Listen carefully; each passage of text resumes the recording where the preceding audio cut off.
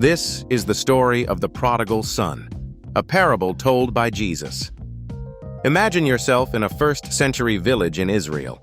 The sun is shining down on small huts and fields, and a father with 2 sons works hard to provide for his family. Once upon a time, there was a wealthy man who had 2 sons.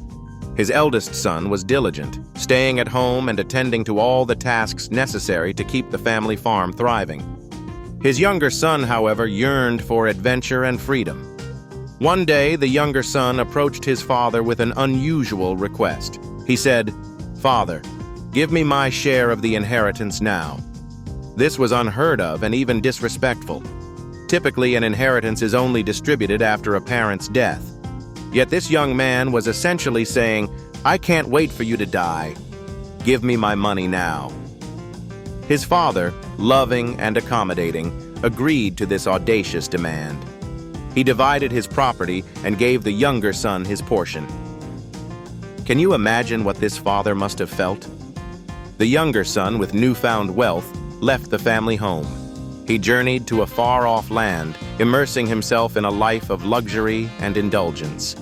He spent his inheritance on fine clothing, extravagant meals, and parties. People surrounded him, not for friendship, but to revel in his recklessness, as long as his money lasted. But like all things, his wealth ran out, and with it, so did his so-called friends. To make matters worse, a severe famine struck the land where he resided.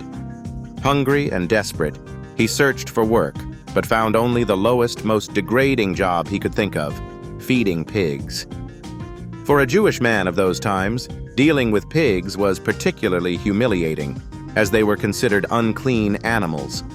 But life had humbled him to such an extent that even the food he gave the pigs looked appetizing to him. Sitting among the pigs, the young man came to his senses. He thought, "Here I am, starving to death, while even my father's servants have food to spare. I'll go back to my father. I'll admit my mistakes and ask to be treated not as a son, but as a servant." So he rose and began the long journey home. Imagine the thoughts racing through his mind on that walk. Would his father reject him? Would his brother scorn him? But then something incredible happened.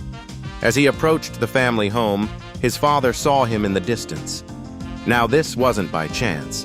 The father had been watching and waiting for his son's return, longing for him every single day. Filled with compassion, the father didn't wait for his son to reach the house. He ran to him. Think about this. In those days, it was undignified for an older man to run. But the father didn't care about societal norms.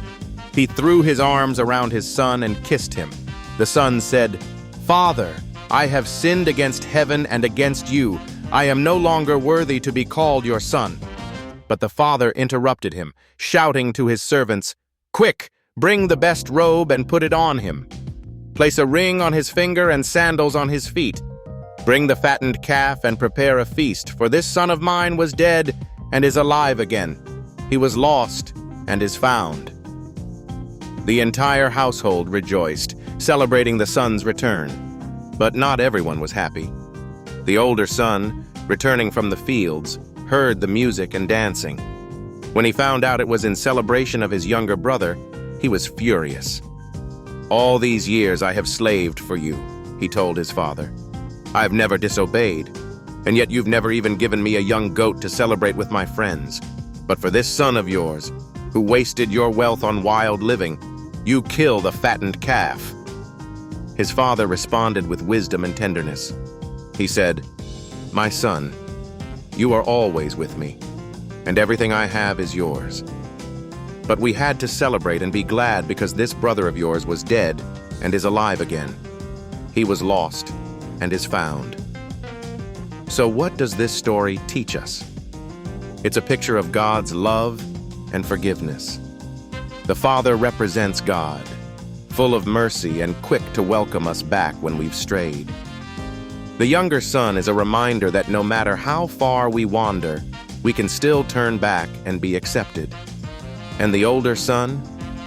He challenges us to examine our hearts for feelings of jealousy, entitlement, or self-righteousness. This parable is a call to embrace forgiveness, to love unconditionally, and to trust that no matter how lost we feel, we'll always have a home with God. Isn't that incredible? Have you ever felt like you were the prodigal son, estranged and far from where you're meant to be? Or do you feel like the elder son, struggling with resentment while doing what you believe is right? This story invites us to reflect on God's amazing grace. Wherever you find yourself in the story, remember this: His arms are always open.